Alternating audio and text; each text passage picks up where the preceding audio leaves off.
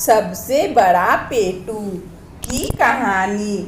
एक बार की बात है, एक गांव में कैलाश नाम का एक व्यक्ति रहता था। वह बहुत मोटा था।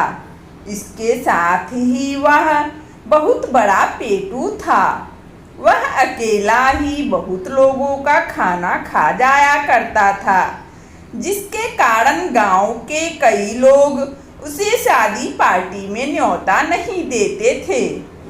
उसकी अधिक खाना खाने की आदत से उसकी बीवी मीना भी बहुत परेशान थी।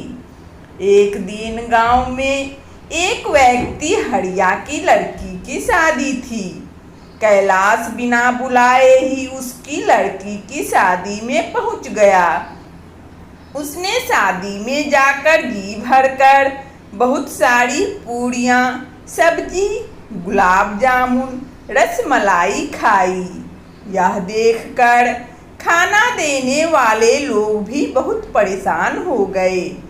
वह सोचने लगे, यदि यह इसी तरह खाना खाता रहा तो बारातियों के लिए भी खाना नहीं बचेगा। इसके बाद खाना देने वाले लोग हरिया को बुलाकर लेकर आए। हरिया ने कैलाश से कहा कि भैया अब बस करो, मेरी बेटी की शादी है। कैलाश ने बोला कि मुझे पता है कि तुम्हारी बेटी की शादी है। अब मैं केवल 3-4 डोंगे भरकर खीर खाऊंगा। आज मेरा पेट खराब है, इसके कारण मैं इतना कम खाना खा रहा हूँ। उसकी यह बात सुनकर सभी लोग हंसने लगे। खीर खाने के बाद में वह अपने घर चला गया। अगले दिन कुएं पर पानी भरने जाते हुए मीना को पता लगा कि उसके पति की इस खाने की आदत के कारण अब कोई भी अपनी दावत में कैलाश को खाने पर नहीं बुलाएगा। अगले दिन कैलाश को पता लगा कि किसान के बेटे की शादी है। इसके लिए वह तैयार होकर शादी में जाने लगा। जब उसकी पत्नी ने पूछा तो उसने किसान के बेटी की शादी जाने के लिए बोला। जब मीना ने कहा कि उसकी शादी के लिए तो आपको न्योता नहीं दिया, तब कैलाश कहने लगा कि शादी के काम में कभी कभी न्योता देना भूल जाते हैं। इसका मतलब यह तो नहीं कि मैं शादी में ना जाऊं। कैलाश की बात सुनकर मीना का माथा ठनका, लेकिन वह कर ही क्या सकती थी। दूर से भी कैलाश को आता देखकर वहां पर कुछ लोगों ने एक लड़के को कहा कि जब कैलाश यहाँ पर आए तो बोल देना कि बारात चली गई है। कैलाश के वहाँ पर पहुँचने पर उस लड़के ने वैसा ही कहा।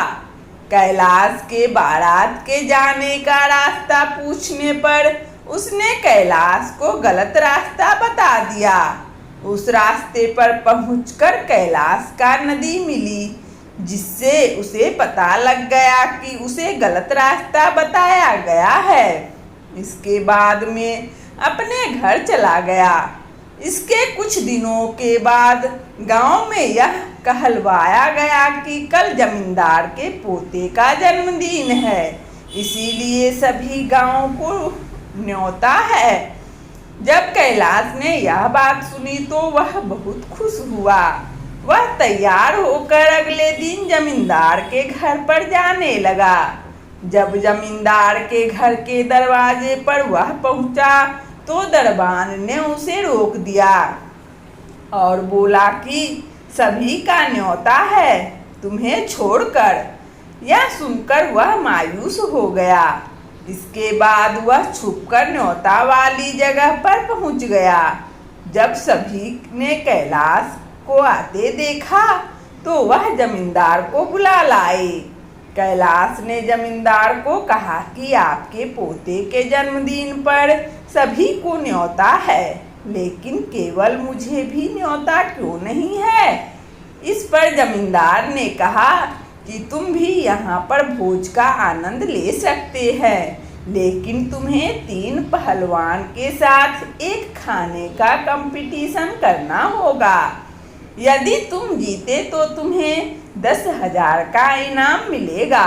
यदि तुम हारे तो हमेशा खाना कम खाने की मेरी बात मानना पड़ेगा। कैलाश इस बात पर सहमत हो गया। इसके बाद खाने का कंपटीशन शुरू हो गया। कैलाश और 3 पहलवान खाना खाने लगे। लोग उनको खाना दे देकर थक गए। अंत में कैलाश ने अकेले ही खाने के कंपटीशन में जमींदार के 3 पहलवानों को हरा दिया, लेकिन उसकी हालत बहुत खराब हो गई। जमींदार ने कैलाश पर 10,000 देते हुए बोला कि तुम अपनी हालत देखो। यदि खाना खाने पर ऐसी हालत हो जाए तो ऐसा खाना खाना क्या ठीक है? इसीलिए अब से तुम लिमिट से खाना खाया करो। यदि तुम लिमिट से कम खाना खाओगे तो गांव के सब लोग तुमको खाने पर न्योता देंगे। कैलाश जमींदार की बात मान गया, लेकिन अभी खाना खाने के कारण वह वहीं पर लेट गया, जिस पर सभी लोग हंसने लगे। वंदना स्टोरी चैनल में इस कहानी को सुनने के लिए आप सभी श्रोताओं एवं बंधुओं को बहुत बहुत धन्यवाद। यदि हमारा कहानी अच्छा लगा हो तो कृपया लाइक और सब्सक्राइब अवश्य करें, ताकि नोटिफिकेशन सबसे पहले आपको मिले। धन्यवाद।